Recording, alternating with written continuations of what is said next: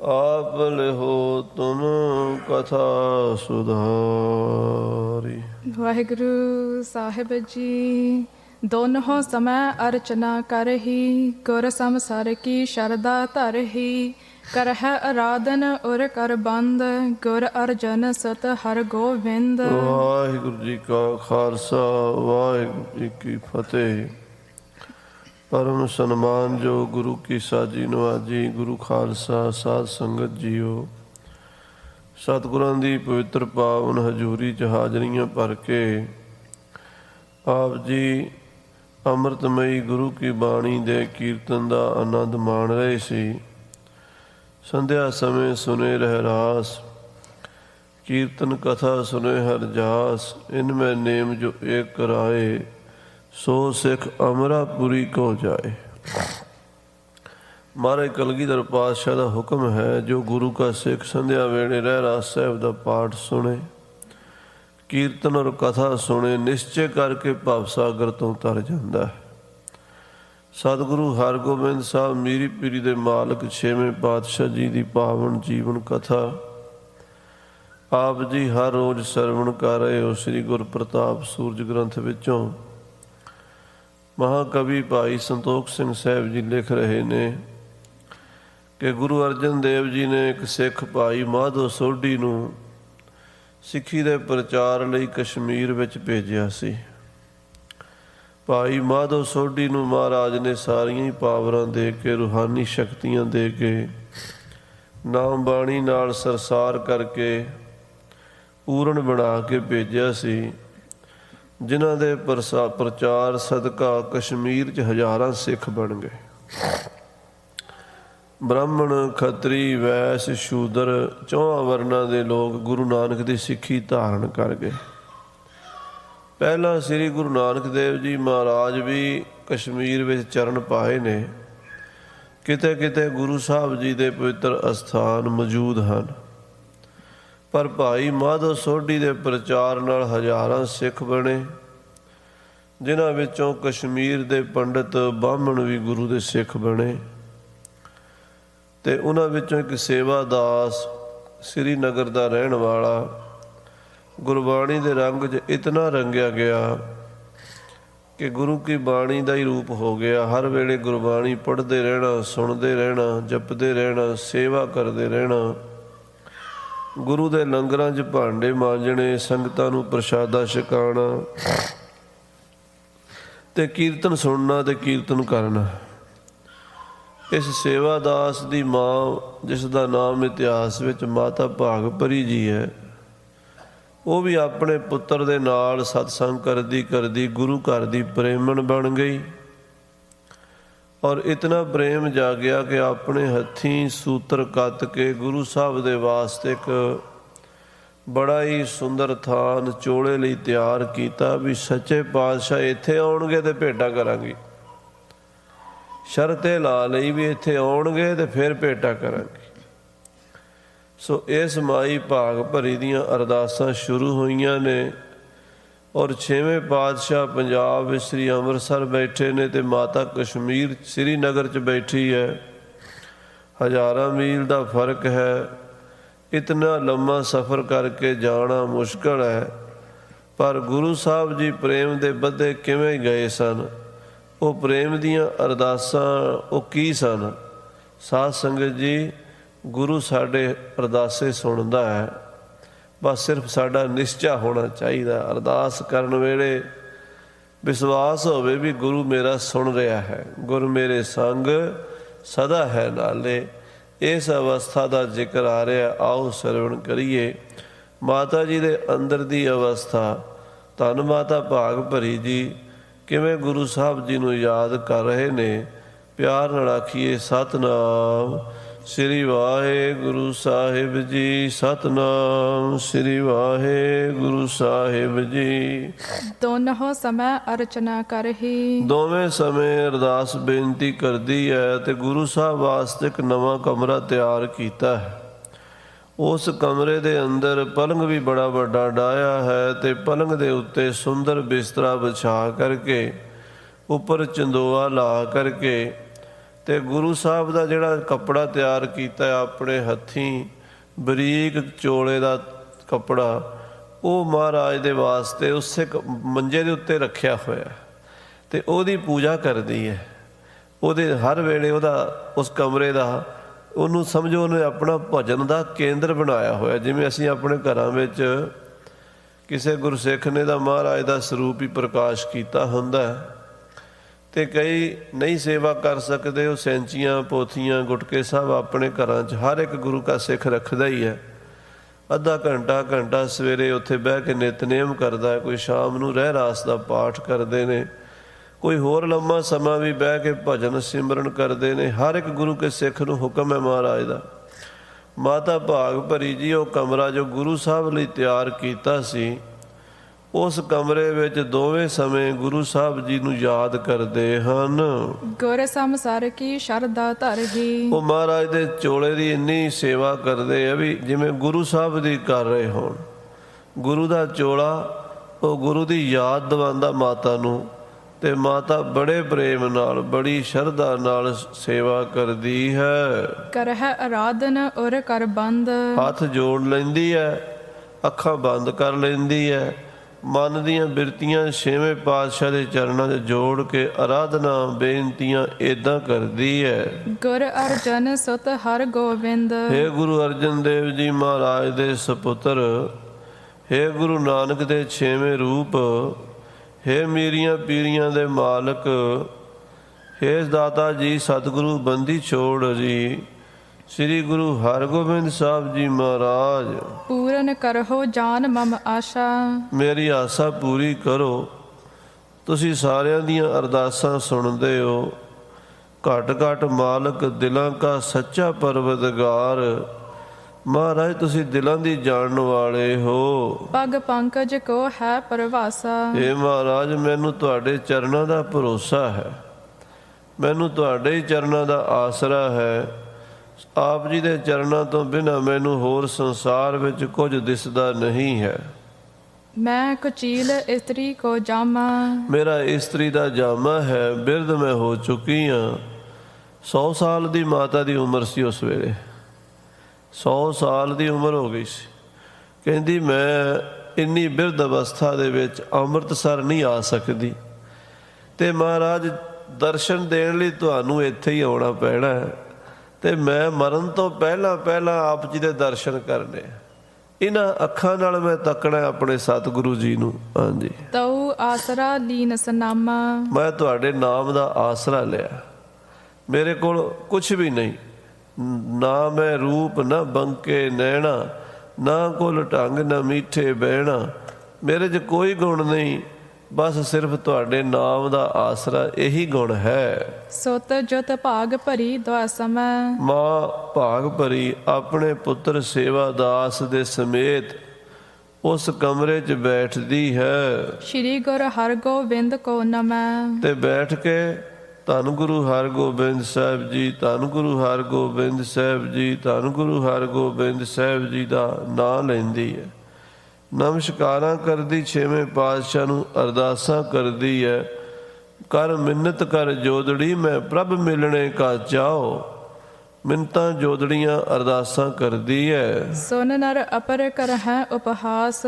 ਮਾਈ ਦਾ ਪ੍ਰੇਮ ਦੇਖ ਕੇ ਬੇਸਮਝ ਬੰਦੇ ਹਾਸੀ ਕਰਦੇ ਨੇ, ਮਜ਼ਾਕ ਕਰਦੇ ਨੇ, ਕਹਿੰਦੇ ਇਹ ਮਾਈ ਕਿਹੋ ਜਿਹੀਆਂ ਕਮਲੀਆਂ ਗੱਲਾਂ ਕਰਦੀ ਹੈ। ਭਲਾ ਇਹਦਾ ਮਾਮੂਲੀ ਜਿਹਾ ਖੱਦਰ ਦਾ ਚੋਲਾ ਲੈਣ ਲਈ ਛੇਵੇਂ ਪਾਤਸ਼ਾਹ ਹਜ਼ਾਰਾਂ ਮੀਲ ਕਿਵੇਂ ਆਉਣਗੇ? ਇੱਕ ਚੋਲੇ ਪਿੱਛੇ, ਇੱਕ ਮਾਮੂਲੀ ਕੱਪੜਾ ਹੈ, ਇੱਕ ਖੱਦਰ ਦਾ ਚੋਲਾ ਹੀ ਹੈ, ਉਹਦੇ ਵਾਸਤੇ ਭਲਾ ਗੁਰੂ ਇੰਨੀ ਦੂਰ ਥੋੜਾ ਆਵੇਗਾ। ਹਾਂਜੀ, ਤਵ ਜਨਨੀ ਹੈ ਸੇਵਾ ਦਾਸ।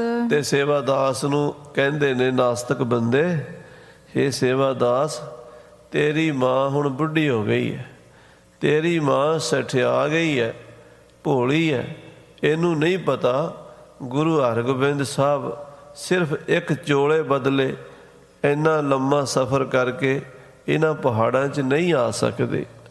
ਬਸਤਰ ਬਣਾਏ ਇਹਾਂ ਹੀ ਰਾਖਾ। ਤੇਰੀ ਮਾਂ ਨੇ ਗੁਰੂ ਸਾਹਿਬ ਦੇ ਲਈ ਬੜੀ ਸ਼ਰਧਾ ਨਾਲ ਬਸਤਰ ਤਿਆਰ ਕੀਤਾ। ਅਸੀਂ ਸਮਝਦੇ ਹਾਂ ਵੀ ਮਾਈ ਤੇਰੀ ਦਾ ਪ੍ਰੇਮ ਬਹੁਤ ਹੈ, ਗੁਰੂ ਬਾਣੀ ਨਾਲ, ਗੁਰੂ ਨਾਲ ਬਹੁਤ ਪ੍ਰੇਮ ਹੈ, ਪਰ ਕੱਪੜਾ ਬਣਾ ਕੇ ਇੱਥੇ ਹੀ ਰੱਖ ਛੱਡਿਆ, ਉਹਦਾ ਬਣਾਉਣ ਦਾ ਕੀ ਫਾਇਦਾ। ਹਾਂਜੀ, ਔਰ ਆਵਹਿ ਗੁਰ ਧਰ ਅਬਿਲਾਖਾ। ਉਹ ਜਿਹੜੀ ਜਿੱਦ ਲਾਈ ਬੈਠੀ ਹੈ ਵੀ ਗੁਰੂ ਸਾਹਿਬ ਇੱਥੇ ਆਉਣਗੇ, ਕਸ਼ਮੀਰ 'ਚ ਆਉਣਗੇ, ਫਿਰ ਕੱਪੜਾ ਭੇਟਾ ਕਰਾਂਗੀ, ਇਹ ਜਿਹੜੀ ਮਨ ਦੇ ਵਿੱਚ ਉਹਨੇ ਸੋਚੀ ਹੋਈ ਹੈ ਨਾ, ਇਹ ਪੂਰੀ ਨਹੀਂ ਹੋਣੀ, ਇਹ ਮੁਸ਼ਕਲ ਹੈ। ਹਾਂਜੀ, ਸੋ ਕਿਮ ਆਵਨ ਤਿਨ ਕੋ ਹੋਏ। ਹਾਂ, ਭਲਾ ਗੁਰੂ ਹਰਗੋਬਿੰਦ ਸਾਹਿਬ ਇੱਥੇ ਇੰਨੀ ਦੂਰ ਇਹਨਾਂ ਪਹਾੜਾਂ 'ਚ ਕਿਵੇਂ ਆ ਸਕਦੇ ਨੇ। ਸੈਨਾ ਘਨੀ ਸੰਗ ਮਹਿ ਜੋਏ। ਮਹਾਰਾਜ ਕੋਲ ਫੌਜ ਬੜੀ ਹੈ, ਸੈਂਕੜੇ ਘੋੜ ਸਵਾਰ ਨੇ, ਸੈਂਕੜੇ ਯੋਧੇ ਨੇ ਉਹਨਾਂ ਦੇ ਕੋਲ, ਸੰਗਤਾਂ ਬੜੀਆਂ ਨੇ ਉਹਨਾਂ ਕੋਲ। ਅੰਮ੍ਰਿਤਸਰ ਵਿੱਚ ਮੇਲਾ ਲੱਗਾ ਰਹਿੰਦਾ ਹਰ ਵੇਲੇ। ਗੁਰੂ ਸਾਹਿਬ ਉੱਥੋਂ ਇੰਨਾ ਸਮਾਂ ਕੱਢ ਕੇ ਪਹਾੜਾਂ ਵਿੱਚ ਕਿਵੇਂ ਆਉਣਗੇ। ਦੁਰਗਮ ਮਾਰਗ ਆਵਨ ਕੇਰਾ। ਫਿਰ ਇੱਥੇ ਕਸ਼ਮੀਰ 'ਚ, ਸ੍ਰੀਨਗਰ 'ਚ ਆਉਣਾ ਕੋਈ ਸੌਖਾ ਨਹੀਂ। ਉੱਚੇ ਉੱਚੇ ਪਹਾੜਾਂ ਦੀਆਂ ਚੜ੍ਹਾਈਆਂ ਚੜ੍ਹਨੀਆਂ ਪੈਂਦੀਆਂ ਤੇ ਖੱਡਾਂ ਦੀ ਉਤਰਾਈਆਂ ਉਤਰਨਾ ਪੈਂਦਾ। ਕਿਤੇ ਚੜ੍ਹਾਈ ਆ ਜਾਂਦੀ ਹੈ, ਕਿਤੇ ਉਤਰਾਈ ਆ ਜਾਂਦੀ ਹੈ। ਉਤਰਦਿਆਂ ਚੜ੍ਹਦਿਆਂ 1000 ਮੀਲ ਤੋਂ ਉੱਤੇ ਸਫ਼ਰ ਕਰਨਾ ਪੈਂਦਾ ਹੈ। ਹੈ ਦੂਰ ਕੁਛ ਨਾਹਿ ਨੇਰਾ। ਕੋਈ ਨੇੜੇ ਨਹੀਂ, ਕੋਈ 2-4 ਦਿਨਾਂ ਦਾ, 5-7 ਦਿਨਾਂ ਦਾ ਵੀ ਪੈਂਡਾ ਹੋਵੇ ਨਾ, ਉਹ ਵੀ ਕਰ ਲਈਦਾ। ਇਹ ਪੈਂਡਾ ਮਹੀਨਿਆਂ ਦਾ ਹੈ। ਜੇ ਗੁਰੂ ਸਾਹਿਬ ਉੱਥੋਂ ਚੱਲਣਗੇ ਸ੍ਰੀਨਗਰ ਤੱਕ ਆਉਂਦਿਆਂ ਘੋੜੇ ਤੇ ਮਹੀਨਾ ਭਰ ਲੱਗ ਜਾਏਗਾ। ਇੱਕ ਸ੍ਰੀ ਨਾਨਕ ਵਿਚਰੇ ਸਾਰੇ। ਇੱਕ ਗੁਰੂ ਨਾਨਕ ਦੇਵ ਜੀ ਮਹਾਰਾਜ ਸਾਰੀ ਦੁਨੀਆ 'ਚ ਵਿਚਰੇ ਨੇ। ਉਹਨਾਂ ਨੇ ਉਦਾਸੀਆਂ ਕੀਤੀਆਂ ਨੇ। ਸੱਚੇ ਪਾਤਸ਼ਾਹ ਜੀ ਨੇ ਸਾਰੀ ਧਰਤੀ ਦਾ ਚੱਕਰ ਲਾਇਆ ਹੈ। ਅਪਰ ਗੁਰੂ ਰਹਿ ਦੇਸ਼ ਮਝਾਰੇ। ਬਾਕੀ ਤਾਂ ਗੁਰੂ ਸਾਹਿਬ ਪੰਜਾਬ ਵਿੱਚ ਹੀ ਰਹੇ ਨੇ। ਖਾਸ ਕਰਕੇ ਮਾਝੇ ਦੇਸ਼ ਦੇ ਵਿੱਚ ਮਹਾਰਾਜ ਨੇ ਜ਼ਿਆਦਾ ਸਮਾਂ ਗੁਜ਼ਾਰਿਆ। ਸ੍ਰੀ ਗੁਰੂ ਅੰਗਦ ਦੇਵ ਜੀ ਮਹਾਰਾਜ ਤਾਂ ਖਡੂਰ ਸਾਹਿਬ ਹੀ ਨੇੜੇ ਤੇੜੇ ਇੱਕ ਵਾਰੀ ਗਏ ਸਨ, ਵਾਪਸ ਆ ਗਏ ਹਰੀਕਿਆਂ ਤੋਂ। ਇੱਕ ਵਾਰੀ ਗਏ ਸਨ ਜਦੋਂ ਖਹਿਰਿਆਂ ਨੇ ਗੁਰੂ ਸਾਹਿਬ ਨੂੰ ਨਗਰ 'ਚੋਂ ਤਪੇ ਦੇ ਆਖੇ ਲਾ ਕੇ ਕਿਹਾ ਵੀ ਤੁਸੀਂ ਚਲੇ ਜਾਓ, ਇੱਥੇ ਮੀਂਹ ਨਹੀਂ ਪੈਂਦਾ, ਤੇ ਖਾਨ ਛਾਪਰੀ ਸਾਹਿਬ, ਭਰੋਵਾਲ ਸਾਹਿਬ ਹੋ ਕੇ ਵਾਪਸ ਆ ਗਏ। 12 ਸਾਲ ਕਿਤੇ ਗਏ ਹੀ ਨਹੀਂ। 22 ਸਾਲ ਗੁਰੂ ਅਮਰਦਾਸ ਜੀ, ਉਹ ਵੀ ਜ਼ਿਆਦਾਤਰ ਗੋਇੰਦਵਾਲ ਸਾਹਿਬ ਰਹੇ। ਇੱਕ ਵਾਰੀ ਹਰਿਦੁਆਰ ਗੰਗਾ ਜੀ ਤੇ ਉੱਥੇ ਮਹਾਰਾਜ ਨੇ ਚਰਨ ਪਾਏ ਜਾ ਕੇ। ਬਾਕੀ ਸਾਰਾ ਸਮਾਂ ਸ੍ਰੀ ਗੋਇੰਦਵਾਲ ਸਾਹਿਬ ਨੇੜੇ ਤੇੜੇ ਮਾਝੇ ਵਿੱਚ ਹੀ ਵਿਚਰੇ ਹਨ। ਗੁਰੂ ਰਾਮਦਾਸ ਸਾਹਿਬ ਜੀ ਵੀ ਉੱਥੇ ਰਹੇ, ਗੁਰੂ ਅਰਜਨ ਦੇਵ ਜੀ ਵੀ, ਤੇ ਗੁਰੂ ਹਰਗੋਬਿੰਦ ਸਾਹਿਬ ਵੀ ਉੱਥੇ ਰਹਿ ਰਹੇ ਨੇ। ਉਹ ਭਲਾ ਇੰਨੀ ਦੂਰ ਸ੍ਰੀਨਗਰ ਕਿਵੇਂ ਆ ਸਕਦੇ ਨੇ। ਨਹਿ ਵਿਚਰਤ ਪਰਦੇਸ਼ਨ ਮਾਹੀ। ਗੁਰੂ ਸਾਹਿਬ ਪ੍ਰਦੇਸ਼ਾਂ 'ਚ ਨਹੀਂ ਜਾਂਦੇ। ਗੁਰੂ ਸਾਹਿਬ ਅੰਮ੍ਰਿਤਸਰ ਜਾਂ ਗੋਇੰਦਵਾਲ ਸਾਹਿਬ ਹੀ ਰਹੇ ਨੇ। ਉਹਨਾਂ ਸਥਾਨਾਂ 'ਤੇ ਇਸ ਮਾਝੇ ਵਿੱਚ ਹੀ ਰਹਿ ਕੇ ਸਿੱਖੀ ਦਾ ਪ੍ਰਚਾਰ ਕਰਦੇ ਰਹੇ ਨੇ, ਅੱਗੇ ਵੀ ਕਰ ਰਹੇ ਨੇ। ਹਾਂਜੀ, ਸੰਗਤ ਸਕਲ ਤਹਾਂ ਚੱਲ ਜਾਹੀ। ਸੰਗਤਾਂ ਆਪੇ ਉੱਥੇ ਜਾ ਕੇ ਦਰਸ਼ਨ ਕਰ ਲੈਂਦੀਆਂ ਨੇ। ਗੁਰੂ ਸਾਹਿਬ ਹੁਣ ਕਿੱਥੇ ਕਿੱਥੇ ਜਾਣ। ਇਸ ਕਰਕੇ ਗੁਰੂ ਸਾਹਿਬ ਨੇ ਕੇਂਦਰ ਬਣਾ ਦਿੱਤੇ ਨੇ, ਸਿੱਖੀ ਦੇ ਧੁਰੇ ਬਣਾ ਦਿੱਤੇ ਨੇ। ਸ੍ਰੀ ਗੋਇੰਦਵਾਲ ਸਾਹਿਬ, ਸ੍ਰੀ ਅੰਮ੍ਰਿਤਸਰ ਸਾਹਿਬ, ਜਿਹਨੇ ਜਾ ਕੇ ਦਰਸ਼ਨ ਕਰਨੇ ਉੱਥੇ ਕਰ ਲਵੋ। ਅਸਮੰਜਸ ਇਸ ਥਲ ਗੁਰ ਆਵਨ। ਦੇਖ ਸੇਵਾਦਾਸ, ਤੇਰੀ ਮਾਂ ਦੀ ਜਿੱਦ ਪੂਰੀ ਨਹੀਂ ਹੋਣੀ। ਗੁਰੂ ਸਾਹਿਬ ਦਾ ਇੱਥੇ ਆਉਣਾ ਮੁਸ਼ਕਲ ਹੈ। ਉਹ ਮਾਤਾ ਜਿਹੜੀ ਕਹਿ ਰਹੀ ਹੈ ਵੀ ਇੱਥੇ ਆਉਣਗੇ ਤੇ ਮੈਂ ਚੋਲਾ ਭੇਟਾ ਕਰਾਂਗੀ, ਗੁਰੂ ਜੀ ਦਾ ਇੱਥੇ ਆਉਣਾ ਨਾਮੁਮਕਿਨ ਹੈ, ਅਸੰਭਵ ਹੈ। ਸੈਨ ਸਮੇਤ ਕਰ ਹੈ ਇਤ ਪਾਵਨ। ਹਾਂ, ਭਲਾ ਇੰਨੀ ਫੌਜ, ਇੰਨੇ ਘੋੜੇ, ਇੰਨਾ ਲਾਓ ਲਸ਼ਕਰ ਲੈ ਕੇ ਇੰਨਾ ਲੰਮਾ ਸਫ਼ਰ ਕਰਨਾ ਪਹਾੜਾਂ ਦਾ ਗੁਰੂ ਸਾਹਿਬ ਕਿਵੇਂ ਕਰਨਗੇ। ਮਹਾ ਪ੍ਰੇਮ ਤੇ ਬਸਤਰ ਬਨਾਇਓ। ਤੇਰੀ ਮਾਤਾ ਨੇ ਬੜੀ ਸ਼ਰਧਾ ਨਾਲ, ਬੜੇ ਪ੍ਰੇਮ ਨਾਲ ਬਸਤਰ ਤਿਆਰ ਕੀਤਾ ਹੈ। ਸੋ ਤਿਸ ਹੀ ਥਲ ਦੇਹੁ ਪਠਾਇਓ। ਉਹਨੂੰ ਬਸਤਰ ਨੂੰ ਕੋਈ ਸਿੱਖ ਆਵੇ ਤੇ ਉਹਦੇ ਹੱਥ ਸ੍ਰੀ ਅੰਮ੍ਰਿਤਸਰ ਭੇਜ ਦਿਓ। ਜਾ ਕੇ ਗੁਰੂ ਸਾਹਿਬ ਨੂੰ ਬੇਨਤੀ ਕਰਨ ਵੀ ਮਹਾਰਾਜ ਸਾਡੀ ਮਾਤਾ ਨੇ ਆਪਣੇ ਹੱਥੀਂ ਤੁਹਾਡੇ ਲਈ ਚੋਲਾ ਤਿਆਰ ਕੀਤਾ, ਇਹਨੂੰ ਪਾ ਲਓ। ਗੁਰੂ ਸਾਹਿਬ ਚੋਲਾ ਪਾ ਲੈਣਗੇ, ਤੁਹਾਡੀ ਮਾਂ ਦੀ ਸੇਵਾ ਸਫਲੀ ਹੋ ਜਾਏਗੀ। ਉੱਥੇ ਭੇਜ ਦਿਓ ਅੰਮ੍ਰਿਤਸਰ। ਹਾਂਜੀ, ਸੇਵਾ ਦਾਸ ਮਾਤ ਸਮਝਾਈ। ਭਾਈ ਸੇਵਾ ਦਾਸ ਲੋਕਾਂ ਦੇ ਕਹਿਣੇ 'ਚ ਆ ਗਿਆ। ਜਿਹੜੇ ਨਾਲ ਦੇ ਹੁੰਦੇ ਨਾ, ਇਹ ਭਾਵੇਂ ਸੱਚਖੰਡ ਪਹੁੰਚਾ ਦੇਣ ਤੇ ਭਾਵੇਂ ਨਰਕਾਂ 'ਚ ਪਹੁੰਚਾ ਦੇਣ। ਸੰਗਤ ਦਾ ਬੜਾ ਅਸਰ ਹੁੰਦਾ, ਪਰ ਜਿਹੜੇ ਨਿਸ਼ਚੇ ਵਾਲੇ ਹੁੰਦੇ ਉਹ ਗੱਲਾਂ ਤੋਂ ਡੋਲਦੇ ਨਹੀਂ ਹੁੰਦੇ, ਉਹ ਆਪਣੇ ਗੁਰੂ ਤੇ ਪੂਰਾ ਭਰੋਸਾ ਰੱਖਦੇ ਆ। ਸੇਵਾਦਾਸ ਸਾਥੀਆਂ ਦੀ ਸੰਗਤ ਵਿੱਚ ਉਹਨਾਂ ਦੀਆਂ ਗੱਲਾਂ 'ਚ ਆ ਗਿਆ ਹੈ ਤਾਂ ਉਹ ਖੈਰ ਉਹ ਵੀ ਗੁਰੂ ਘਰ ਦੇ ਪ੍ਰੇਮੀ ਸਨ, ਪਰ ਨਿਸ਼ਚਾ ਥੋੜ੍ਹਾ ਸੀਗਾ। ਸਾਧ ਸੰਗਤ ਜੀ, ਆਪਾਂ ਗੁਰੂ ਘਰ 'ਚ ਸਾਰੇ ਆਉਂਦੇ ਆ, ਪਰ ਸਾਰਿਆਂ ਦਾ ਨਿਸ਼ਚਾ ਇੱਕੋ ਜਿਹਾ ਨਹੀਂ ਹੁੰਦਾ। ਕਿਸੇ ਦਾ ਨਿਸ਼ਚਾ ਗੁਰੂ ਤੇ 100% ਹੁੰਦਾ, ਕਿਸੇ ਦਾ 95, ਕਿਸੇ ਦਾ 90, ਕਿਸੇ ਦਾ 80, ਕਿਸੇ ਦਾ ਮੇਰੇ ਵਰਗੇ ਦਾ ਹੁੰਦਾ ਹੀ 1-2% ਹੈ ਵੀ ਲੰਗਰ ਪਾਣੀ ਛਕਿਆ, ਕੜਾਹ ਪ੍ਰਸ਼ਾਦ ਦੀ ਦੇਗ ਲਈ ਤੇ ਬਸ ਠੀਕ ਹੈ। ਆਪਣੀ ਆਪਣੀ ਅਵਸਥਾ ਹੈ। ਉਹਨਾਂ ਸਿੱਖਾਂ ਦਾ ਵਿਚਾਰਿਆਂ ਦਾ ਜਿੰਨਾ ਕੁ ਨਿਸ਼ਚਾ ਸੀ ਉਹਨਾਂ ਨੇ ਓਨੀ ਕੁ ਗੱਲ ਕੀਤੀ। ਸੇਵਾਦਾਸ ਉਹਨਾਂ ਦੀ ਗੱਲਾਂ ਸੁਣ ਕੇ ਆਪਣੀ ਮਾਂ ਭਾਗ ਭਰੀ ਨੂੰ ਸਮਝਾਉਣ ਲੱਗ ਪਿਆ। ਹਠ ਸ਼ੋਰਹੁ ਦੇਹੋ ਤਹਾਂ ਪਠਾਈ। ਹੇ ਮਾਂ ਜੀ, ਹੱਠ ਛੱਡ ਦੇ। ਇਹ ਜਿਹੜਾ ਤੂੰ ਬਣਾਇਆ ਨਾ ਚੋਲਾ ਮਾਤਾ, ਇਹ ਸ੍ਰੀ ਅੰਮ੍ਰਿਤਸਰ ਭੇਜ ਦੇ 6ਵੇਂ ਪਾਤਸ਼ਾਹ ਕੋਲ। ਬਹੁਤ ਲੋਕ ਸਮਝਾਵਤ ਮੋਹੀ। ਮੈਨੂੰ ਸਾਰੇ ਕਹਿੰਦੇ ਨੇ, ਸਾਰੀ ਸੰਗਤ ਗੁਰੂ ਕੇ ਸਿੱਖ ਕਹਿੰਦੇ ਨੇ, ਸਮਝਾਉਂਦੇ ਨੇ ਮੈਨੂੰ। ਗੁਰ ਆ ਗਵਨ ਕਹੋ ਕਿ ਮਹੋਹੀ। ਹਾਂ ਮਾਤਾ ਜੀ, ਗੁਰੂ ਸਾਹਿਬ ਇੱਥੇ ਕਿਵੇਂ ਆ ਸਕਦੇ ਨੇ? ਇੰਨੀ ਦੂਰ ਪਹਾੜਾਂ ਦੇ ਵਿੱਚ ਸ੍ਰੀਨਗਰ ਅੰਮ੍ਰਿਤਸਰ ਤੋਂ ਗੁਰੂ ਸਾਹਿਬ ਦਾ ਆਉਣਾ ਮੁਸ਼ਕਲ ਹੈ, ਹੋ ਨਹੀਂ ਸਕਦਾ। ਸ਼੍ਰੀ ਨਾਨਕ ਬਿਨ ਅਪਰ ਨ ਆਇਓ। ਗੁਰੂ ਨਾਨਕ ਦੇਵ ਜੀ ਮਹਾਰਾਜ ਪਹਿਲੀ ਪਾਤਸ਼ਾਹੀ ਆਏ ਨੇ, ਜ਼ਰੂਰ ਆਏ ਨੇ, ਪਰ ਉਹਨਾਂ ਦਾ ਸਮਾਂ, ਉਹਨਾਂ ਦੇ ਵਾਤਾਵਰਣ ਹਾਲਾਤ ਹੋਰ ਸਨ। ਉਹਨਾਂ ਨੇ ਇਕੱਲੇ ਹੀ ਸਨ, ਸਾਰੀ ਦੁਨੀਆ ਨੂੰ ਤਾਰਦੇ ਫਿਰਦੇ, ਸਾਰੀ ਦੁਨੀਆ ਦੇ ਚਰਨ ਪਾਏ। ਪਰ 6ਵੇਂ ਪਾਤਸ਼ਾਹ ਦੇ ਕੋਲ ਫੌਜਾਂ ਨੇ, ਸੰਗਤਾਂ ਨੇ, ਔਰ ਉੱਥੇ ਗੁਰੂ ਕੀ ਸਿੱਖੀ ਦਾ ਵੱਡਾ ਕੇਂਦਰ ਹੈ ਅੰਮ੍ਰਿਤਸਰ। ਉਹਨੂੰ ਛੱਡ ਕੇ ਸਾਰਾ ਕਾਰੋਬਾਰ ਬੰਦ ਕਰਕੇ ਇੱਥੇ ਆਉਣਾ ਮੁਸ਼ਕਲ ਹੈ। ਹਾਂਜੀ, ਵੱਡ ਸਮਾਜ ਗੁਰ ਸੰਗ ਸੁਹਾਇਓ। ਹੁਣ ਗੁਰੂ ਸਾਹਿਬ ਇਕੱਲੇ ਨਹੀਂ ਹਨ, ਉਹਨਾਂ ਦੇ ਨਾਲ ਹਜ਼ਾਰਾਂ ਫੌਜਾਂ ਨੇ, ਹਜ਼ਾਰਾਂ ਸੰਗਤਾਂ ਨੇ। ਸਿਮਰਹੁ ਨਾਮ ਧਿਆਨ ਕੋ ਕੀਜੈ। ਇਹ ਮਾਤਾ ਜੀ, ਤੁਸੀਂ ਗੁਰੂ ਸਾਹਿਬ ਦਾ ਧਿਆਨ ਕਰਦੇ ਹੋ ਦੋਵੇਂ ਟਾਈਮ, ਉਹਨਾਂ ਨੂੰ ਯਾਦ ਕਰੇ ਹਰ ਵੇਲੇ ਹੀ। ਮਾਤਾ ਜੀ ਤਾਂ ਹਰ ਵੇਲੇ ਹੀ ਕਰਦੇ ਸੀ। ਮਾਤਾ ਭਾਗ ਭਰੀ ਦਾ ਤਾਂ ਨਾ ਦਿਨ ਰਾਤ ਵਿੱਚ ਕੋਈ ਵੀ ਸਵਾਸ ਗੁਰੂ ਦੀ ਯਾਦ ਤੋਂ ਬਿਨਾਂ ਬਿਰਥਾ ਨਹੀਂ ਸੀ ਜਾਂਦਾ। ਸੇਵਾਦਾਸ ਕਹਿਣ ਲੱਗਾ, ਮਾਤਾ ਤੁਸੀਂ ਗੁਰੂ ਗੁਰੂ ਜਪੀ ਜਾਓ, ਨਾਮ ਜਪੋ। ਹਾਂਜੀ, ਜਿਮ ਹਜੂਰ ਤਿਮ ਹੀ ਫਲ ਲੀਜੈ। ਨਾਮ ਜਪਣ ਦਾ ਇਹ ਇੱਦਾਂ ਹੀ ਸਮਝ ਲਓ ਵੀ ਗੁਰੂ ਸਾਹਿਬ ਹਾਜ਼ਰ ਹੀ ਨੇ, ਕੋਲ ਹੀ ਨੇ, ਇੱਦਾਂ ਮੰਨ ਲਓ ਉਹਦਾ ਹੀ ਫਲ ਹੈ। ਨਾਮ ਜਪਣਾ, ਹਾਜ਼ਰੀ ਵਿੱਚ ਜਪਣਾ, ਤੇ ਗੁਰੂ ਦੇ ਨੇੜੇ ਕਰ ਦਿੰਦਾ ਹੈ। ਹਾਂਜੀ, ਭਾਗ ਭਰੀ ਸੁਨ ਕੈ ਸਤ ਬੈਨ। ਭਾਗ ਭਰੀ ਮਾਤਾ, ਭਾਗ ਭਰੀ, ਭਾਗਾਂ ਨਾਲ ਭਰੀ ਹੋਈ।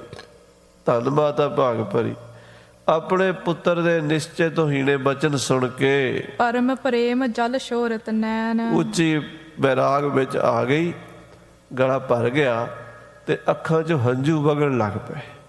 ਮਾਤਾ ਦੀਆਂ ਅੱਖਾਂ ਵਿੱਚੋਂ ਪਰਲ ਪਰਲ ਅੱਥਰੂ ਡਿੱਗਦੇ ਹਨ। ਹਾਂਜੀ, ਸੁਨਹੁ ਪੁੱਤਰ ਮਮ ਬੈਸ ਬਿਹਾਈ। ਵੇ ਪੁੱਤਰ ਸੇਵਾਦਾਸ, ਮੇਰੀ ਉਮਰ ਬੀਤ ਗਈ ਹੈ, ਮੇਰਾ ਸਾਰਾ ਜੀਵਨ ਲੰਘ ਚੁੱਕਾ ਹੈ।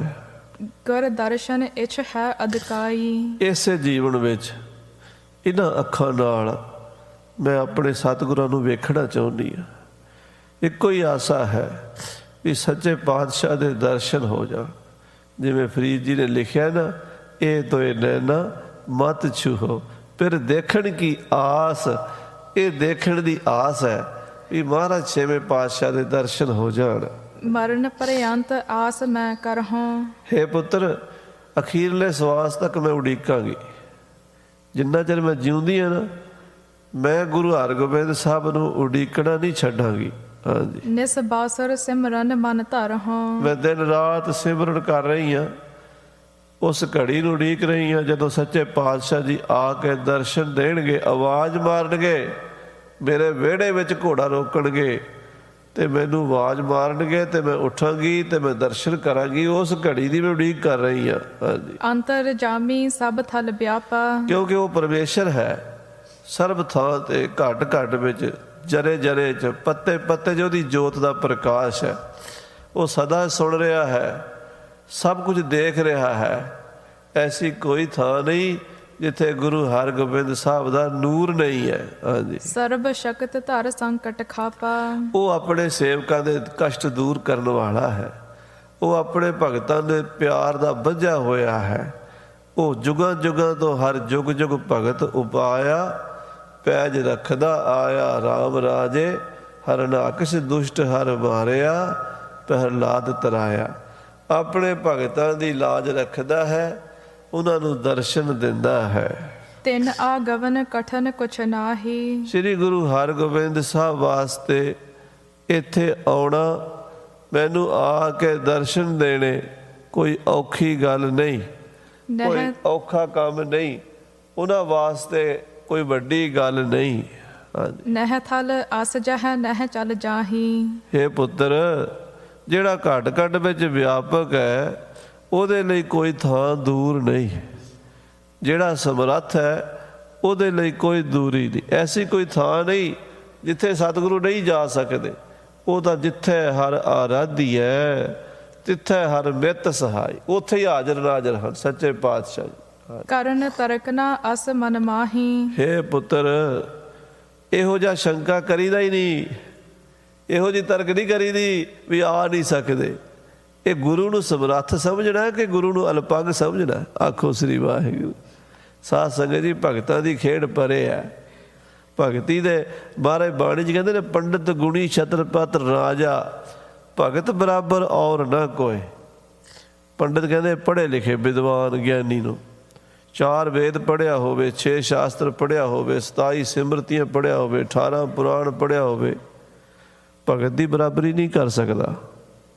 ਗੁਣੀ ਕਹਿੰਦੇ ਬਹੁਤ ਸਾਰੇ ਗੁਣ ਸਿੱਖੇ ਹੋਣ, ਬੜੇ ਵਿਦਿਆ ਪੜ੍ਹਿਆ ਹੋਵੇ, ਇਲਮ ਸਿੱਖਿਆ ਹੋਵੇ, ਹੱਥਾਂ ਦੇ ਕੰਮ ਸਿੱਖਿਆ ਹੋਵੇ, ਡਾਕਟਰ ਹੋਵੇ, ਇੰਜੀਨੀਅਰ ਹੋਵੇ, ਵਕੀਲ ਹੋਵੇ, ਜੱਜ ਹੋਵੇ, ਭਗਤ ਦੀ ਬਰਾਬਰੀ ਨਹੀਂ ਕਰ ਸਕਦਾ। ਛਤਰਪਤੀ ਰਾਜਾ ਹੋਵੇ, ਸਾਰੀ ਦੁਨੀਆ ਦੇ ਛਤਰ ਝੂਲਦੇ ਹੁਣ ਸਿਰ ਦੇ ਉੱਤੇ, ਪੰਡਿਤ ਗੁਣੀ ਛਤਰਪਤ ਰਾਜਾ, ਭਗਤ ਬਰਾਬਰ ਔਰ ਨਾ ਕੋਈ। ਭਗਤ ਦੀ ਬਰਾਬਰੀ ਨਹੀਂ ਕਰ ਸਕਦਾ। ਜਿੱਥੇ ਭਗਤ ਪਹੁੰਚਦੇ ਨੇ ਨਾ, ਉੱਥੇ ਕੋਈ ਪਹੁੰਚ ਨਹੀਂ ਸਕਿਆ। ਤੇ ਕਹਿਣ ਲੱਗੀ, ਪੁੱਤਰ ਇਹ ਤਾਂ ਬੜੀਆਂ ਛੋਟੀਆਂ ਗੱਲਾਂ ਕਰ ਰਿਹਾ ਵੀ ਗੁਰੂ ਹਰਗੋਬਿੰਦ ਸਾਹਿਬ ਆ ਨਹੀਂ ਸਕਦੇ। ਉਹ ਪੁੱਤਰ, ਇਹੋ ਜਿਹੀ ਕਿਹੜੀ ਥਾਂ ਜਿੱਥੇ ਉਹ ਜਾ ਨਹੀਂ ਸਕਦੇ? ਹਾਂਜੀ, ਨਿਸ਼ਚਾ ਹਿਰਦੈ ਟਿਕਨ ਦੇ ਨਾਹੀ। ਬਸ ਪੁੱਤਰ, ਇਹੋ ਜਿਹੀਆਂ ਜਿਹੜੀਆਂ ਨਾਸਤਕਾਂ ਵਾਲੀਆਂ ਗੱਲਾਂ ਹੁੰਦੀਆਂ ਨਾ, ਇਹ ਬੰਦੇ ਦੇ ਨਿਸ਼ਚੇ ਨੂੰ ਡੁਲਾਉਂਦੀਆਂ ਰਹਿੰਦੀਆਂ ਨੇ। ਇਹ ਮਨ ਦੇ ਵਿੱਚ ਇੱਦਾਂ ਇੱਦਾਂ ਇੱਦਾਂ ਹਲਚਲ ਕਰਦੀਆਂ ਨੇ। ਇਹ ਗੱਲ ਆਉਣ ਨਹੀਂ ਦੇਣੀ ਮਨ 'ਚ। ਇਹ ਤਾਂ ਨੇੜੇ, ਇਹ ਸੋਚਣਾ ਹੀ ਨਹੀਂ ਨਾ। ਇਹੋ ਜਿਹੀ ਤਾਂ ਸੋਚ ਜੰਮਣ ਹੀ ਨਹੀਂ ਦੇਣੀ। ਜਦੋਂ ਨਾਸਤਿਕਤਾ ਦੀ ਸੋਚ ਜੰਮਦੀ ਹੈ ਨਾ ਸਾਧ ਸੰਗਤ ਜੀ, ਉਦੋਂ ਫਿਰ ਨਿਸ਼ਚੇ ਡੋਲਦੇ ਨੇ। ਜਦੋਂ ਨਿਸ਼ਚੇ ਡੋਲਦੇ ਨੇ ਫਿਰ ਜੀਵਨ ਡੋਲਦਾ। ਫਿਰ ਇੱਕ ਬੰਦੇ ਦਾ ਨਹੀਂ, ਫਿਰ ਕੌਮਾਂ ਦੇ ਜੀਵਨ ਡੋਲ ਜਾਂਦੇ ਆ, ਫਿਰ ਮੁਲਕਾਂ ਦੇ ਮੁਲਕ ਗਰਕ ਹੋ ਜਾਂਦੇ ਆ। ਅੱਜ ਸਾਡੇ ਸਮਾਜ ਦੀ ਗੱਲ ਜਿਹੜੀ ਹੈ ਨਾ, ਅੱਜ ਸਾਡੇ ਨਿਸ਼ਚੇ ਡੋਲਣ ਲੱਗ ਪਏ। ਅਤੇ ਜਦੋਂ ਨਿਸ਼ਚੇ ਡੋਲਣਗੇ ਫਿਰ ਅਸੀਂ ਟੋਏ 'ਚ ਡਿੱਗਾਂਗੇ। ਪੁੱਤਰ, ਇਹ ਨਿਸ਼ਚਾ ਆਪਣੇ ਮਨ 'ਚ ਰੱਖ ਵੀ ਗੁਰੂ ਹਰਗੋਬਿੰਦ ਸਾਹਿਬ ਸਰਬ ਕਲਾ ਸਮਰੱਥ ਨੇ। ਜਿੱਥੇ ਹਰ ਅਰਾਧੀ ਹੈ ਤਿੱਥੇ ਹਰ ਮਿੱਤ ਸਹਾਈ। ਮਮ ਅਨਾਥ ਕੀ ਦਿਸ਼ਾ ਨਿਹਾਰ ਹੈ। ਉਹ ਗੁਰੂ ਨੇ, ਉਹ ਮਾਲਕ ਨੇ, ਉਹ ਪਰਮੇਸ਼ਰ ਨੇ। ਉਹ ਮੇਰੀ ਗਰੀਬਣੀ ਵੱਲ ਵੇਖਣਗੇ, ਉਹ ਮੇਰੇ ਵੱਲ ਤੱਕਣਗੇ, ਉਹ ਮੇਰੇ ਪ੍ਰੇਮ ਨੂੰ ਤੱਕ ਕੇ ਆਉਣਗੇ, ਹਰ ਹਾਲਤ 'ਚ ਆਉਣਗੇ। ਪੁੱਤਰ, ਮੈਨੂੰ ਵਿਸ਼ਵਾਸ 100% ਹੈ ਕਿ ਮੇਰੀਆਂ ਅੱਖਾਂ ਬੰਦ ਹੋਣ ਤੋਂ ਪਹਿਲਾਂ ਪਹਿਲਾਂ ਇਹ ਅੱਖਾਂ ਗੁਰੂ ਹਰਗੋਬਿੰਦ ਸਾਹਿਬ ਨੂੰ ਵੇਖਣਗੀਆਂ। ਬਿਰਧ ਗਰੀਬ ਨਿਵਾਜ ਸੰਭਾਰ ਹੈ। ਗਰੀਬ ਨਿਵਾਜ ਆਪਣੇ ਬਿਰਧ ਦੇ ਰਾਖੇ ਬਣਨਗੇ। ਬਿਰਧ ਗਰੀਬ ਨਿਵਾਜ ਸੰਭਾਰ, ਉਹਨਾਂ ਦਾ ਬਿਰਧ ਹੈ। ਕੀ ਬਿਰਧ ਹੈ? ਜੋ ਸ਼ਰਨ ਆਵੇ ਤਿਸ ਕੰਠ ਲਾਵੇ, ਇਹ ਬਿਰਧ ਸੁਆਮੀ ਸੰਦਾ। ਆਪਣੇ ਭਗਤਾਂ ਦੀ ਲਾਜ ਰੱਖਣ ਵਾਲੇ ਹਨ। ਹਰ ਯੁੱਗ 'ਚ ਰੱਖਦੇ ਆਏ ਨੇ, ਹੁਣ ਵੀ ਰੱਖਣਗੇ। ਛਿਨ ਮਹਿ ਆਏ ਦਰਸ ਕੋ ਦਾ ਹੈ। ਉਹ ਇੱਕ ਛਿਨ ਜੀ ਆ ਜਾਣਗੇ। ਉਹਨਾਂ ਵਾਸਤੇ ਦੂਰੀਆਂ ਕੁਛ ਨਹੀਂ ਹਨ। ਉਹਨਾਂ ਵਾਸਤੇ ਪਹਾੜ ਕੀ ਚੀਜ਼ ਹਨ। ਉਹ ਤਾਂ ਕਰੋੜਾਂ ਬ੍ਰਹਮੰਡ ਟੱਪ ਕੇ ਆ ਜਾਂਦੇ ਹਨ। ਉਹ ਤਾਂ ਸਰਬ ਵਿਆਪਕ ਹਨ। ਮਮ ਕਰ ਤੇ ਅੰਬਰ ਪਹਿਰਾ ਹੈ। ਪੁੱਤਰ, ਤੂੰ ਵੇਖੀ, ਮੇਰੇ ਹੱਥੋਂ ਚੋਲਾ ਪਾਉਣਗੇ। ਮੈਂ ਆਪਣੇ ਹੱਥੀਂ ਚੋਲਾ ਸਵਾ ਕੇ ਸਤਿਗੁਰੂ ਜੀ ਨੂੰ ਪਵਾਵਾਂਗੀ ਤੇ ਤੂੰ ਵੇਖ ਲਈ। ਉਸ ਚੋਲਾ ਪਾ ਕੇ ਇਸ ਪਲੰਘ 'ਤੇ ਬੈਠਣਗੇ। ਫਿਰ ਮੈਂ ਆਪਣੇ ਹੱਥੀਂ ਪ੍ਰਸ਼ਾਦਾ ਬਣਾਵਾਂਗੀ ਤੇ ਮਹਾਰਾਜ ਛਕਣਗੇ ਤੇ ਫਿਰ ਅਗਲੀ ਗੱਲ ਵੇਖੀ, ਉਹਨਾਂ ਦੇ ਹੱਥਾਂ 'ਚ ਮੇਰਾ ਸੰਸਕਾਰ ਹੋਵੇਗਾ। ਆਖੋ ਸ੍ਰੀ ਵਾਹਿਗੁਰੂ। ਸਾਧ ਸੰਗਤ ਜੀ, 6ਵੀਂ ਪਾਤਸ਼ਾਹੀ ਸ੍ਰੀਨਗਰ ਕਾਠੀ ਦਰਵਾਜ਼ੇ ਮਹਾਰਾਜ ਸਾਹਿਬ ਜੀ ਦਾ ਸਥਾਨ 6ਵੀਂ ਪਾਤਸ਼ਾਹੀ ਦਾ, ਨਾਲ ਮਾਤਾ ਜੀ ਦੀ ਸਮਾਧੀ ਬਣੀ ਹੋਈ ਹੈ। ਗੁਰੂ ਸਾਹਿਬ ਜੀ ਨੇ ਆਪਣੇ ਹੱਥੀਂ ਸੰਸਕਾਰ ਵੀ ਕੀਤਾ। ਇਹ ਅਵਸਥਾ ਉਸ ਮਾਤਾ ਜੀ ਦੀ ਹੈ। ਹਾਂਜੀ। ਹੋਤੀ ਭੀਲਨੀ ਭਗਤਨ ਹਰ ਕੀ। ਦੇਖ ਪੁੱਤਰ, ਭੀਲਣੀ ਪਰਮਾਤਮਾ ਦੀ ਭਗਤ ਸੀਗੀ ਤੇ ਬਾਹਮਣਾਂ ਨੇ ਉਹਨੂੰ ਆਪਣੇ ਤੋਂ ਬਾਹਰ ਕੱਢ ਛੱਡਿਆ ਸੀ।